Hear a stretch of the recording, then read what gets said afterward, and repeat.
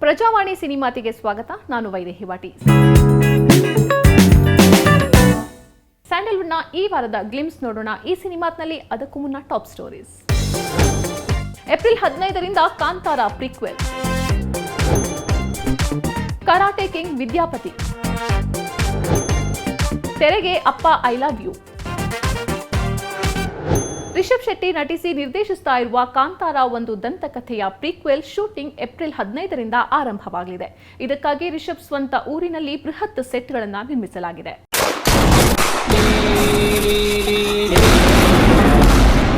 Rishabh Shetty action cut ಹೇಳಲಿರುವ Kantara ಒಂದು ದಂತಕಥೆಯ ಮೊದಲ ಅಧ್ಯಾಯದ ಮುಹೂರ್ತ ಕಳೆದ ನವೆಂಬರ್ನಲ್ಲಿ ನಡೆದಿತ್ತು. ಇದೀಗ ಚಿತ್ರತಂಡ ಚಿತ್ರೀಕರಣಕ್ಕೆ ಸಜ್ಜಾಗಿದ್ದು ಏಪ್ರಿಲ್ 15ರಿಂದ ಶೂಟಿಂಗ್ ಆರಂಭವಾಗಲಿದೆ ಅಂತ ಹೊಂಬಾಳೆ ಫಿಲ್ಮ್ಸ್ ಮೂಲಗಳು ತಿಳಿಸಿವೆ.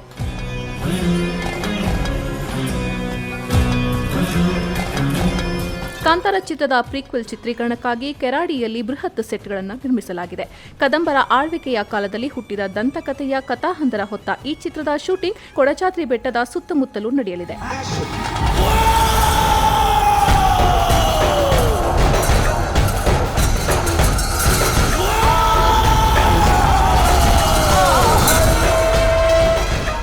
ಪ್ರಿಕ್ವೆಲ್ನಲ್ಲಿ ರಿಷಬ್ ಅವರು ಓರ್ವ ಬುಡಕಟ್ಟು ಜನಾಂಗದ ನಾಯಕನ ಪಾತ್ರದಲ್ಲಿ ಕಾಣಿಸಿಕೊಳ್ಳಲಿದ್ದಾರೆ ಎನ್ನಲಾಗಿದೆ. ಚಿತ್ರದ ಇತರೆ ನಟರ ಕುರಿತು ಚಿತ್ರತಂಡ ಇನ್ನಷ್ಟೇ ಮಾಹಿತಿಗಳನ್ನು ಹಂಚಿಕೊಳ್ಳಬೇಕಿದೆ. ಅತ್ತ ಕಾಂತಾರ ಪ್ರಿಕ್ವೆಲ್ ರಿಲೀಸ್ಗೂ ಮುನ್ನವೇ OTTಗೆ ಮಾರಾಟವಾಗಿದೆ. ದೊಡ್ಡ ಮೊತ್ತಕ್ಕೆ ಪ್ರೈಮ್ ವಿಡಿಯೋ ಈ ಸಿನಿಮಾವನ್ನ ಖರೀದಿ ಮಾಡಿದೆ. ಪ್ರಿಕ್ವೆಲ್ ಕುರಿತು ಈಗಾಗಲೇ ನಿರೀಕ್ಷೆ ಹುಟ್ಟಿದ್ದು ಸಿನಿಮಾ ಮೊದಲ ಭಾಗಕ್ಕಿಂತಲೂ ದೊಡ್ಡ ಮಟ್ಟದಲ್ಲಿ ತೆರೆಗೆ ಬರುವುದು ಖಚಿತವಾಗಿದೆ. ಟಗರುಪಲ್ಯ ಸಿನಿಮಾ ಮೂಲಕ ತೆರೆಯಲ್ಲಿ ಮೋಡಿ ಮಾಡಿದ್ದ ನಟ ನಾಗಭೂಷಣ್ ಕರಾಟೆ ಕಿಂಗ್ ಆಗಿ ತೆರೆ ಮೇಲೆ ಬರಲಿದ್ದಾರೆ. ವಿದ್ಯಾಪತಿ ಚಿತ್ರದ ಚಿತ್ರೀಕರಣ ಭರದಿಂದ ಸಾಗ್ತಾ ಇದ್ದು ಅದರ ಝಲಕ್ ಇಲ್ಲಿದೆ. ಟಗರುಪಲ್ಯ ಯಶಸ್ಸಿನ ಬೆನ್ನಲ್ಲೇ ನಟ ಡಾಲಿ ಧನಂಜಯ್ ಹಾಗೂ ನಾಗಭೂಷಣ್ ವಿದ್ಯಾಪತಿ ಮೂಲಕ ಮತ್ತೆ ಕೈ ಜೋಡಿಸಿದ್ದಾರೆ. ವಿದ್ಯಾಪತಿ ಧನಂಜಯ್ ಸಾರಥ್ಯದ ಡಾಲಿ ಪಿಕ್ಚರ್ಸ್ನ 4ನೇ ಸಿನಿಮಾವಾಗಿದ್ದು, ಈ ಹಿಂದೆ ನಾಗಭೂಷಣ್ ನಟನೆಯ ಇಕ್ಕಟ್ ಸಿನಿಮಾ ನಿರ್ದೇಶಿಸಿದ್ದ ಇಶಾಮ್ ಖಾನ್ ಹಾಗೂ ಹಸೀಂ ಖಾನ್ ಅವರೇ ವಿದ್ಯಾಪತಿಗೆ ಆಕ್ಷನ್ ಕಟ್ ಹೇಳ್ತಿದ್ದಾರೆ. ಸದ್ಯ ಇದೇ ಚಿತ್ರದ ಚಿತ್ರೀಕರಣದಲ್ಲಿ ನಾಗಭೂಷಣ್ ತೊಡಗಿಸಿಕೊಂಡಿದ್ದು ಒಂದು ಶೆಡ್ಯೂಲ್ ಕಂಪ್ಲೀಟ್ ಮಾಡಿದ್ದಾರೆ. ಸುಮಾರು 45 ದಿನಗಳ ಚಿತ್ರೀಕರಣ ಬಾಕಿ ಇದ್ದು ಇದೊಂದು ಕಾಮಿಡಿ ಆಕ್ಷನ್ ಸಿನಿಮಾ ಎನ್ನುತ್ತಾರೆ ನಾಗಭೂಷಣ್. ಚಿತ್ರದಲ್ಲಿ ಕರಾಟೆಯೂ ಕಥೆಯ ಭಾಗವಾಗಿದ್ದು ರಂಗಾಯಣ ರಘು ಅವರು ಭಿನ್ನವಾದ ಪಾತ್ರದಲ್ಲಿ ಕಾಣಿಸಿಕೊಳ್ಳಲಿದ್ದಾರೆ. ಉಪಾಧ್ಯಕ್ಷದ ಮೂಲಕ ಸ್ಯಾಂಡಲ್ವುಡ್ಗೆ ಹೆಜ್ಜೆ ಇಟ್ಟಿದ್ದ ಮಲೈಕಾ ಟಿ ವಸುಪಾಲ್ ವಿದ್ಯಾಪತಿಗೆ ಜೋಡಿಯಾಗಿದ್ದಾರೆ. ಅಥರ್ವ ಆರ್ಯ ಆಕ್ಷನ್ ಕಟ್ ಹೇಳಿರುವ ನೆನಪಿರಲಿ ಪ್ರೇಮ್ ಹಾಗೂ ಮಾನ್ವಿತಾ ಜೋಡಿ ನಟಿಸಿರುವ ಅಪ್ಪ ಐ ಲವ್ ಯು ಸಿನಿಮಾ ತೆರೆ ಕಂಡಿದೆ. ಪ್ರಪಂಚದಲ್ಲಿ ನೂರಾರು ದೇವರಿದ್ರು ನಮ್ಮ ಕಣ್ಣಿಗೆ ಕಾಣಿಸೋ ದೇವರು ಅಂದ್ರೆ ನಮಗೆ ಜನ್ಮ ಕೊಟ್ಟ ಅಪ್ಪ ಅಮ್ಮ. ಅಮ್ಮ ಭೂಮಿಯಾದ್ರೆ ಅಪ್ಪ ಆಕಾಶ. ತಂದೆ ಪಾತ್ರವನ್ನ ಮುಖ್ಯವಾಗಿಟ್ಕೊಂಡು ಹಲವು ಸಿನಿಮಾಗಳು ಚಂದನವನದಲ್ಲಿ ತೆರೆ ಕಂಡಿದ್ದು ಇದೇ ಜಾನರ್ನಲ್ಲಿ ಮತ್ತೊಂದು ಸಿನಿಮಾ ತೆರೆಗೆ ಬಂದಿದೆ. ಅರ್ಜೆಂಟಾಗಿ AB ನೆಗೆಟಿವ್ ಬ್ಲಡ್ ಬೇಕು. ಎಕ್ಸ್ಕ್ಯೂಸ್ ಮೀ, ಬ್ಲಡ್ ನಾನು ಕೊಡ್ತೀನಿ. ಅಥರ್ವ್ ಆರ್ಯ ನಿರ್ದೇಶನದ ಅಪ್ಪ ಐ ಲವ್ ಯು ಸಿನಿಮಾ ಮೂಲಕ ನೆನಪಿರಲಿ ಪ್ರೇಮ್ ಮತ್ತೆ ಬೆಳ್ಳಿ ತೆರೆ ಮೇಲೆ ಬಂದಿದ್ದಾರೆ.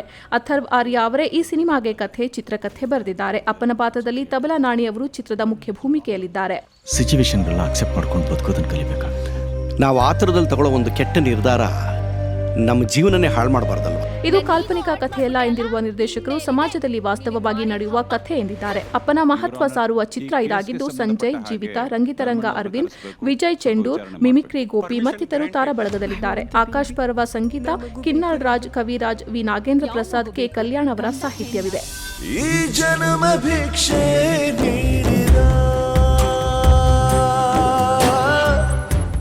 ಇನ್ನಷ್ಟು ಸಿನಿಮಾ ಸುದ್ದಿಗಳನ್ನು ನೋಡೋಣ ಸಿನಿ ಬಿಟ್ಸ್ನಲ್ಲಿ.